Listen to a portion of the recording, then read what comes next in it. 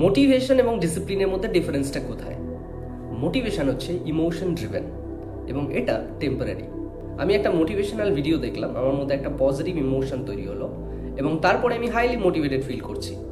কিন্তু এই যে মেন্টাল স্টেটটা, এটা খুবই ক্ষণস্থায়ী। একটা টাইমের পরে যেই আমার মধ্যে এই পজিটিভ ফিলিংটা আস্তে আস্তে ফেড হয়ে যাবে, তখন কিন্তু আমার মধ্যে ওই মোটিভেশনটার কাজ করবে না।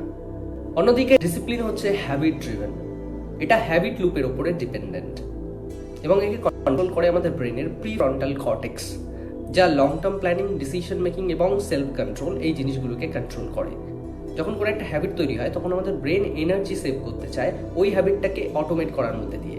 একজন ডিসিপ্লিন রাইটার কিন্তু প্রত্যেকদিন লিখতে বসবে, ইভেন সেই দিনগুলোতেও যেদিন তার মুড অফ বা তার লিখতে ইচ্ছা করছে না, কিন্তু যেহেতু তার এটা অভ্যেসে পরিণত হয়ে গেছে, সে কিন্তু লিখতে বসবে।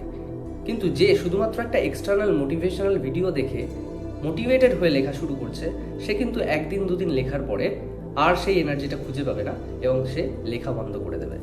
মোটিভেশন এবং ডিসিপ্লিন সম্পর্কে আমার চ্যানেলে অলরেডি একটা ভিডিও রয়েছে। তোমরা যদি আরও বিস্তারিত জানতে চাও এই বিষয়ে, তাহলে লিঙ্ক আমি ডিসক্রিপশন বক্সে দিয়ে দিচ্ছি।